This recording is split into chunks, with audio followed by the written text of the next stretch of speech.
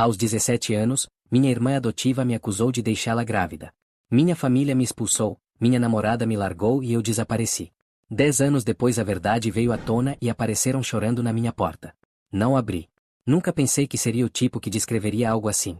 Mas depois do que aconteceu há uma década, suponho que você só precise soltar isso em algum lugar onde alguém possa ouvir a verdade. Minha família me apagou da noite para o dia por uma mentira. E agora, depois de tudo, a verdade finalmente veio à tona. Não busco compaixão, só quero contar como foi tudo. Sou Jackson, 27 anos, homem. Tinha 17 quando minha vida acabou sem morrer. Estávamos em uma daquelas reuniões grandes de sábado. Avós, tios, primos, todos. Meus pais adoravam montar o show quando a casa estava cheia. Minha mãe se sentia na glória com tanta gente olhando para ela, falando alto, ostentando quão unidos éramos. Meu pai assava carne lá fora enquanto meu irmão e eu tirávamos cadeiras da garagem. E estava a Anne, minha irmã adotiva. Meus pais a trouxeram aos 8 anos porque queriam uma menina. Desde o primeiro dia encaixou perfeitamente, quieta, educada, tímida. Eu a ajudava com as tarefas, ensinei a andar de bicicleta, até a defendi quando as crianças a incomodavam por ser adotada. Nunca a vi como outra coisa que não fosse minha irmã. Naquela noite ela estava estranha. Não comia. Mexia com as mãos. Pensei que talvez estivesse doente ou cansada. Depois do jantar, quando todos estavam na sala, ela se levantou de repente tremendo e disse que tinha que contar algo. Lembro da voz dela. Se quebrava como se estivesse prestes a chorar. Então ela soltou. Jackson me estuprou. Não quis no começo. Todos ficaram congelados. O silêncio só quebrado pelo relógio. Meu cérebro não processava. Pensei que ela estava falando de outra coisa. Talvez algo que deu errado. Talvez estivesse confusa. Então ela acrescentou, estou grávida. A mão do meu pai me agarrou antes que eu pudesse abrir a boca. O punho dele me acertou no rosto com tanta força que tudo ficou branco. Caí no chão, os dentes vibrando, os ouvidos zumbindo. Minha mãe começou a gritar como se alguém tivesse morrido. Meu irmão negou com a cabeça murmurando, Jackson, o que você fez? Você é nojento.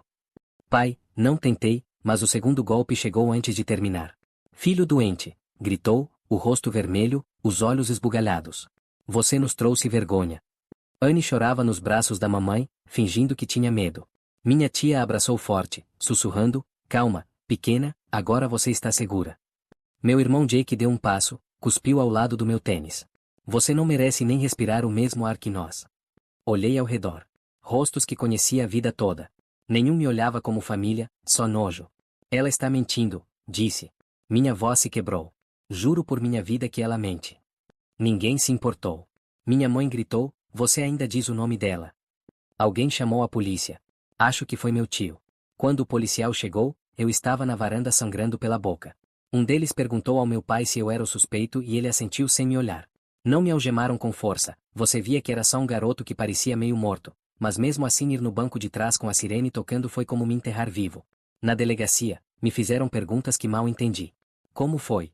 O que aconteceu naquela noite? Ela disse não? Repetia que nunca aconteceu nada. Não me tocou, não tive nada, nada. Me soltaram pela manhã. Lembro que um policial murmurou algo sobre caso de estupro. Ela tinha 16 e eu 17. Apenas um ano de diferença, mas mesmo assim tiveram que fazer todas as perguntas do protocolo.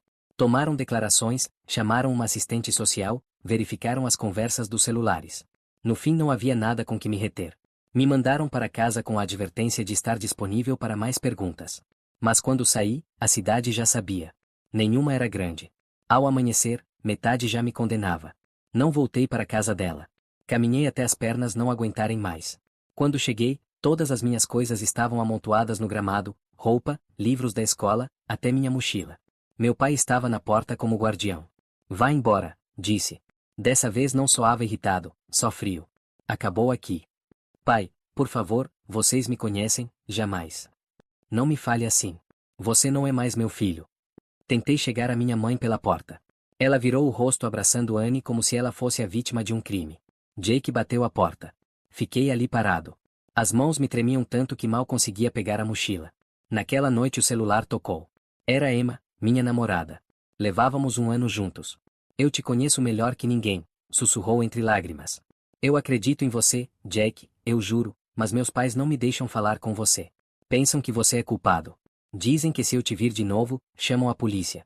Por favor, não faça isso. Ela é minha melhor amiga. Sinto muito. Não posso. Não passo te perder. Desligou. Olhei a tela até que apagou. Foi a última vez que ouvi a voz dela. Passei a noite no carro, atrás de uma estação de serviço a 2 cidades de distância. Olhava o para-brisa rachado, a chuva escorrendo em linhas tortas. Em menos de 12 horas passei de ser um garoto normal com família, namorada e futuro a um criminoso para todos. Cada vez que passavam faróis pensei que era a caminhonete do meu pai, que viria terminar o que começou, mas ninguém veio.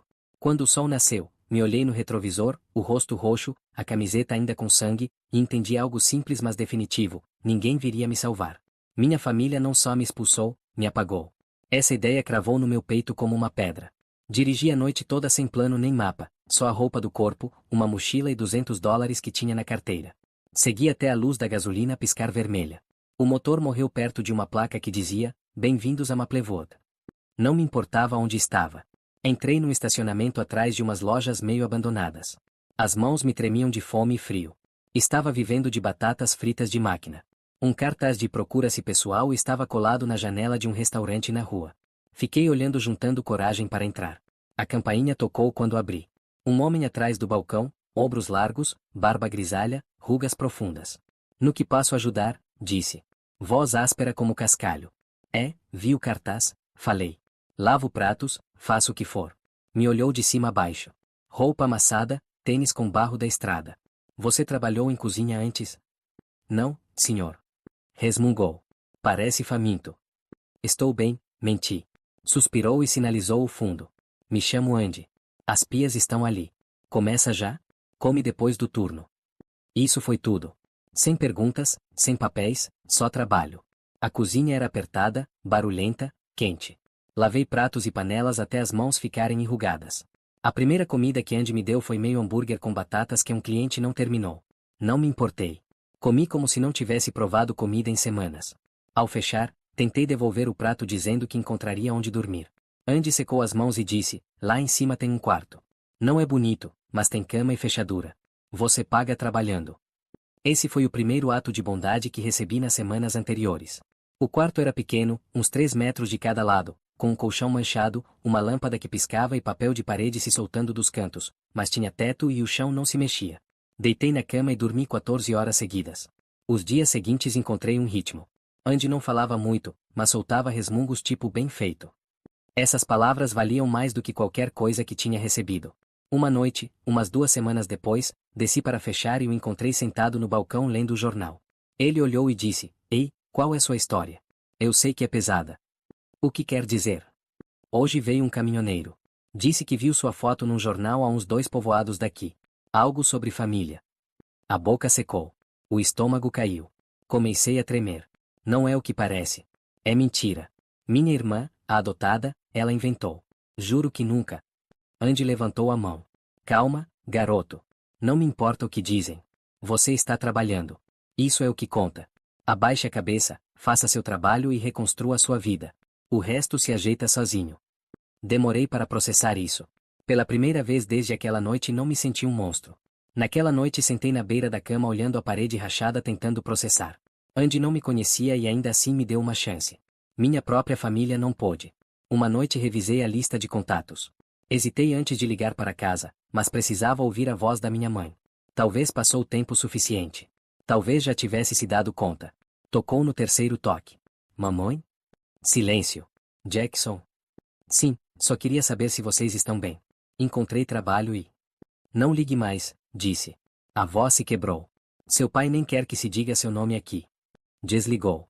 Olhei o celular até que apagou. Foi a última vez que tentei. As semanas viraram meses. Trabalhava viradas dobradas e guardava o pouco que podia. Andy começou a me ensinar coisinhas: arrumar uma torneira que pingava, tapar um buraco, verificar o termostato. Aprenda a consertar coisas, garoto.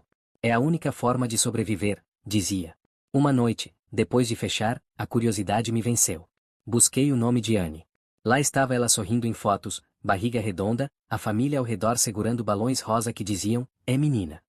Minha mãe ao lado orgulhosa, com um bolo em forma de carrinho. Meu irmão num canto rindo como se nada tivesse acontecido. A garganta apertou. O estômago se retorceu tanto que fechei o notebook. Naquela noite decidi que não seria mais Jackson Smith. Algo se apagou. Parei de esperar que alguém viesse atrás. Deixei feliz de ser a versão de mim que foi enterrada. Me joguei de cabeça no restaurante. Chegava antes do amanhecer e ia muito depois de fechar. Arrumava torneiras que vazavam, limpava armadilhas de gordura, aprendi a trocar filtros nas geladeiras antigas. Andy se aproximou. Uma tarde, enquanto desentupia a pia com meio braço enfiado no cano, disse: Alguma vez pensou em aprender isso? De verdade? Olhei perdido. Tipo encanamento? Ele riu. Não. Maior. Aquecimento, refrigeração, sistemas de ar. VAC. As pessoas sempre precisam de calor ou frio, garoto. Esse ofício te dá de comer para sempre. Fiquei pensando. Estava farto de lavar pratos. Queria algo que durasse, que não pudessem tirar de mim. Umas semanas depois, Andy me passou um panfleto da faculdade comunitária na estrada. Aulas noturnas, disse deslizando pelo balcão. Você se daria bem. Paga o que pode. Eu cubro o resto até você se estabilizar.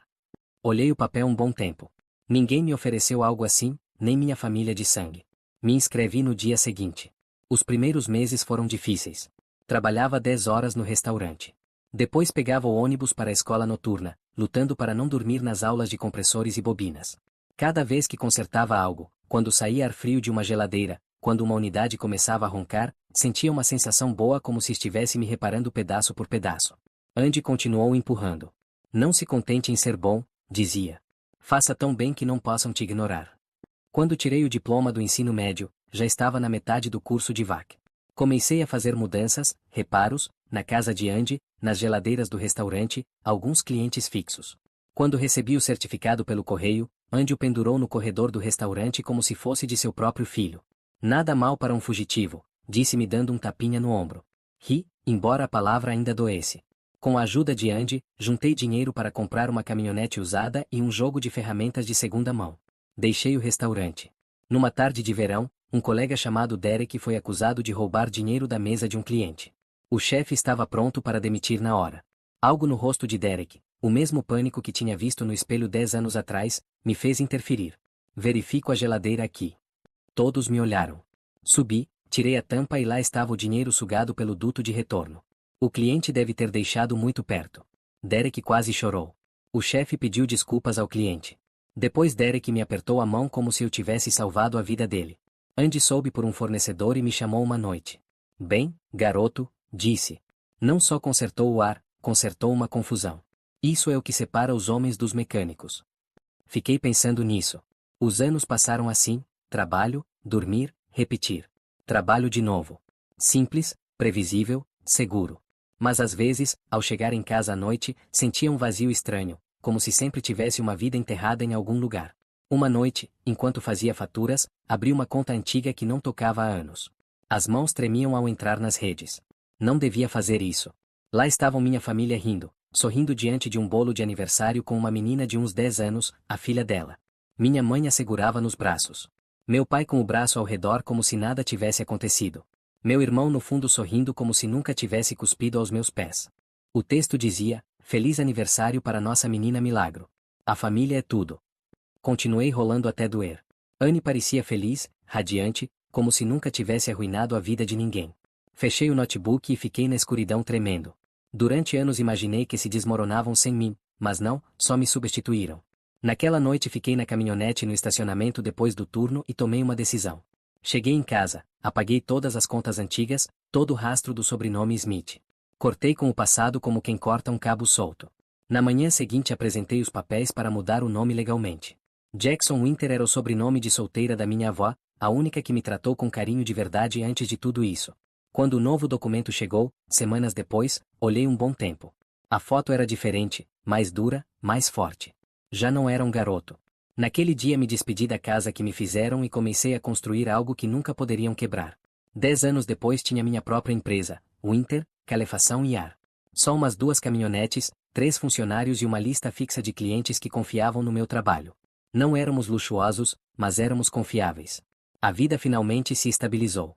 Era início de verão quando tudo voltou de repente. Estava consertando uma unidade antiga atrás de uma padaria. O suor escorria pelas costas quando o celular tocou, a vibração não parava no bolso.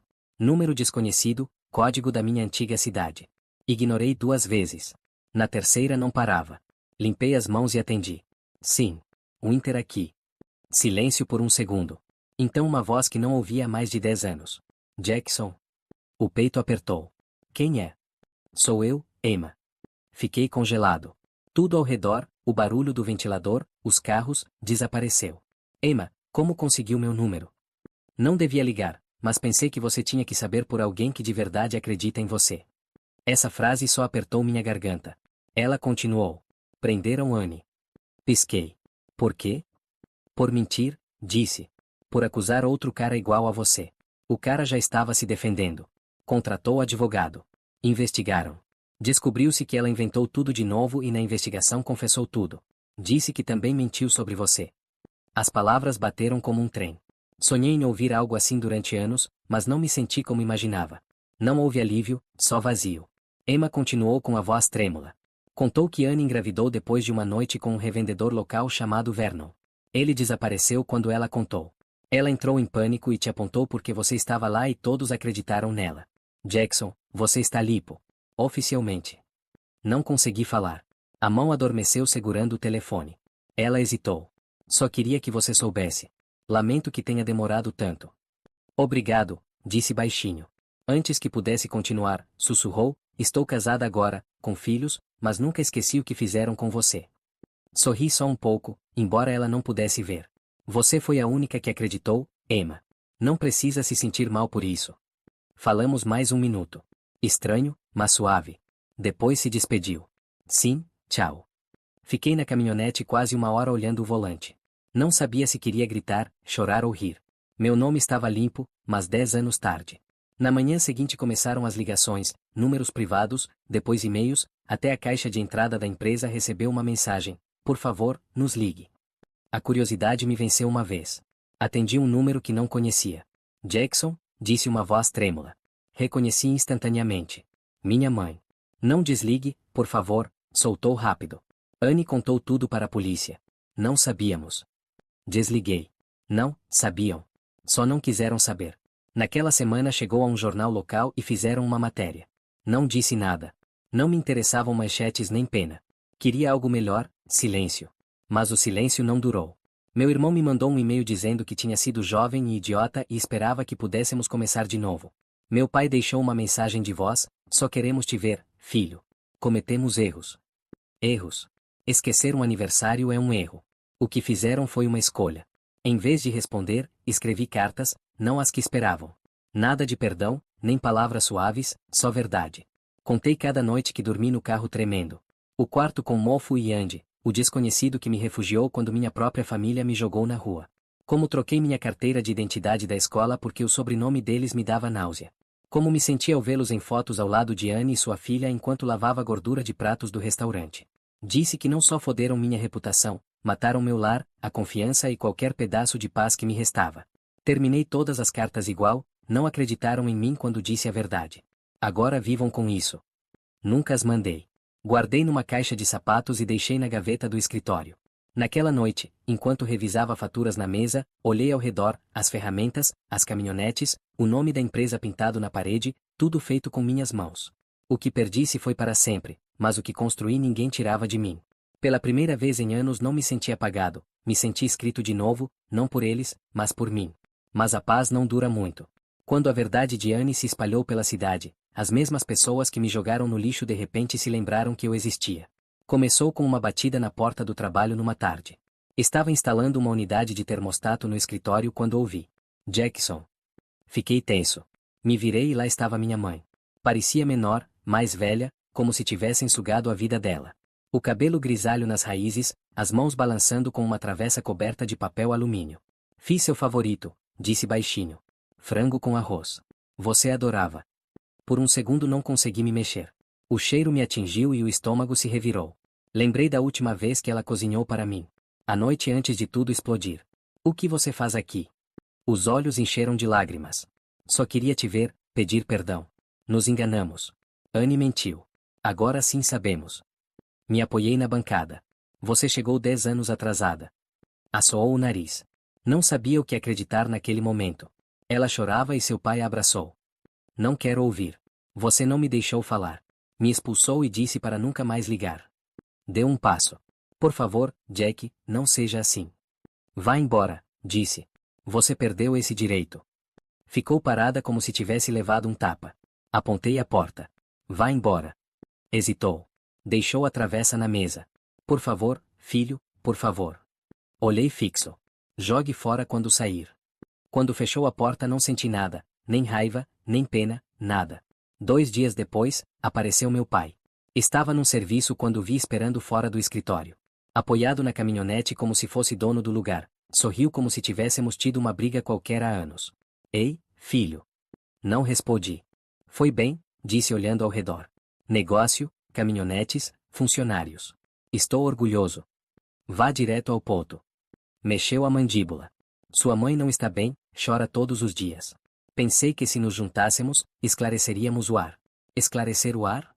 Quase ri. Você me bateu e me expulsou. Me deixou na rua. Esclareceu o ar naquela noite quando disse que não era seu pai. Suspirou irritado. Estava furioso. Você tem que entender que foi outro momento. Parecia mal. Ou seja, bateu primeiro, perguntou nunca. A cara ficou tensa. Não tem como continuar agarrado ao ódio, filho. Não me agarro ao ódio, disse tirando o celular. Me agarro ao respeito próprio. Franziu a testa. O que está fazendo? Abriu um número. Segurança. Tem um intruso na frente. Cara grande com jaqueta vermelha. A cara mudou na hora. Vai chamar segurança para seu próprio pai? Você não é meu pai, disse. É um desconhecido que arruinou minha vida. O guarda do prédio ao lado veio em minutos. Pediu que ele fosse embora. Meu pai resmungou xingamentos até a caminhonete, fechou com um estrondo e saiu queimando o pneu. Quando o silêncio voltou, fiquei sentado no escritório olhando o lugar onde ele estava. Enquanto isso, rumores se espalhavam pelos velhos contatos. Minha família estava se desmoronando. Meu pai perdeu o emprego na fábrica depois de gritar com um chefe. Dizem que quase o prenderam. Minha mãe mal saía de casa. Os vizinhos diziam que estava doente e não era a mesma.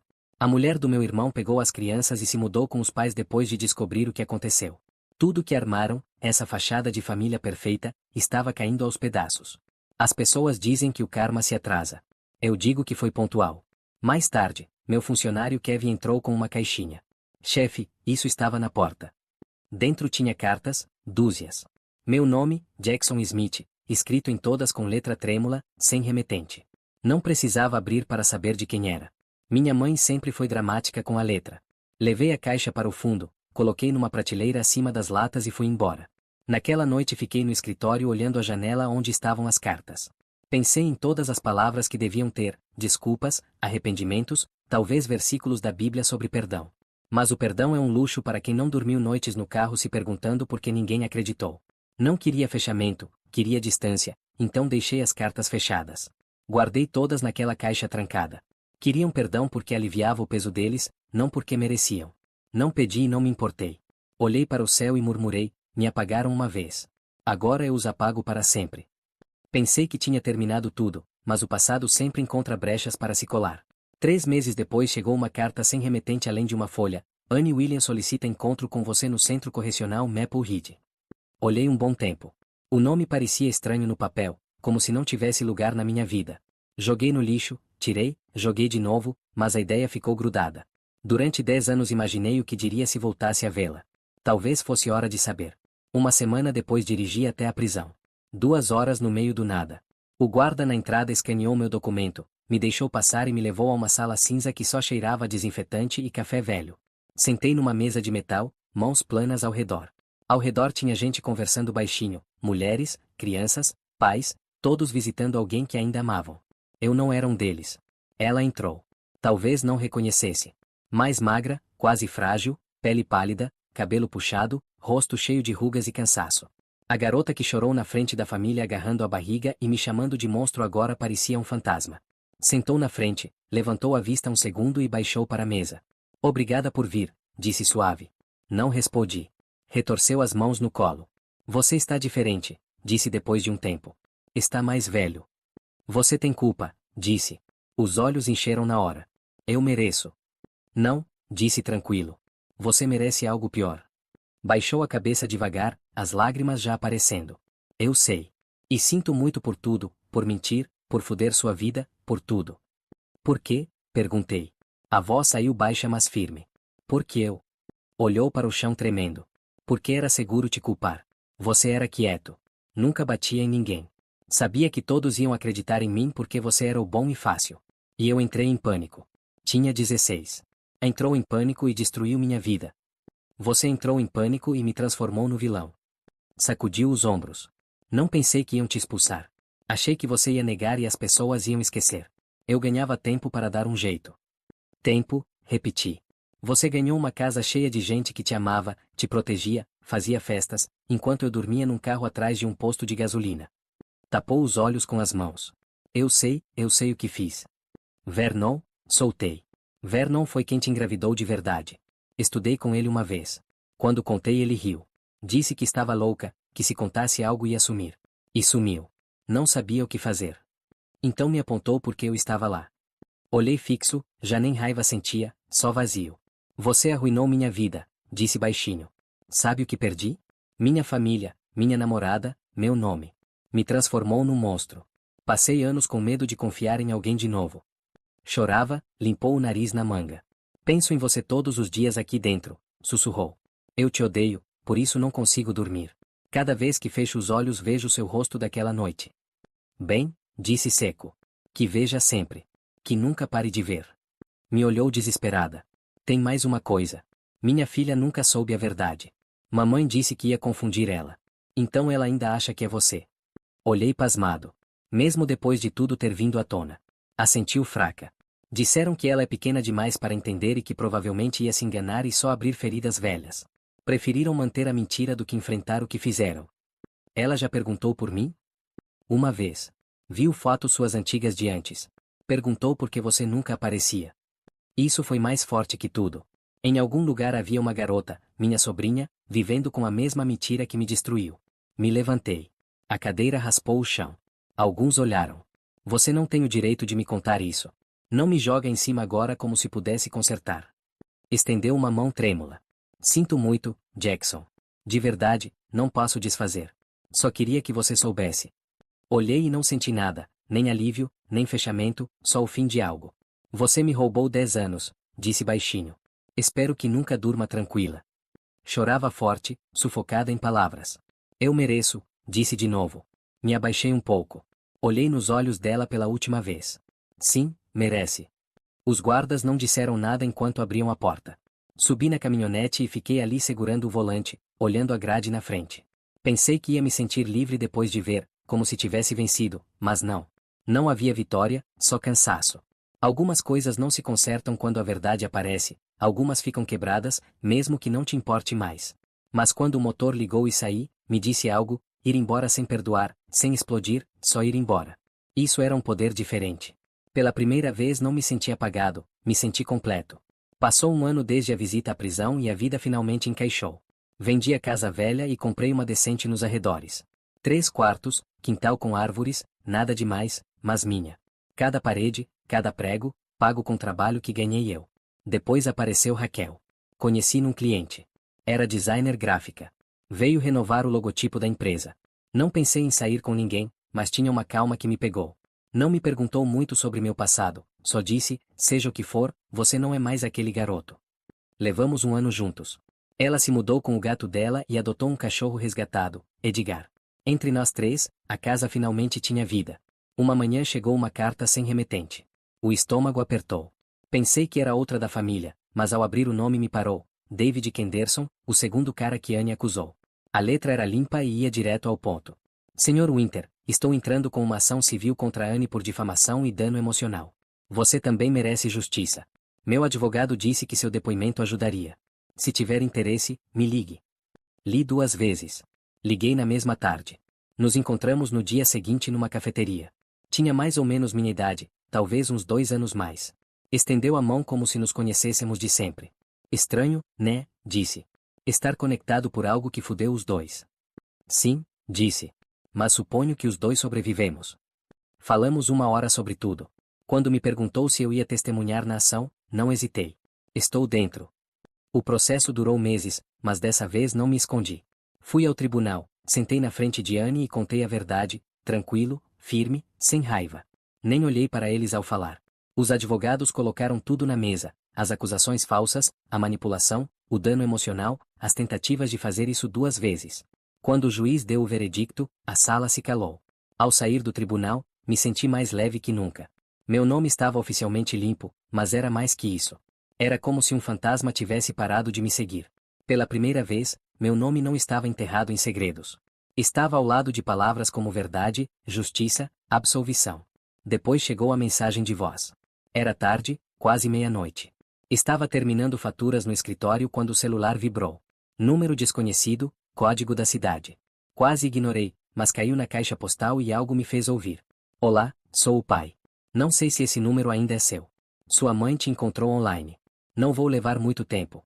Os médicos disseram câncer. Estágio 4. Não quero nada. Juro. Só quero te ver uma última vez antes que seja tarde. Por favor. A mensagem terminou com uma pausa longa e uma respiração trêmula. Por favor, filho. Sinto muito, me enganei.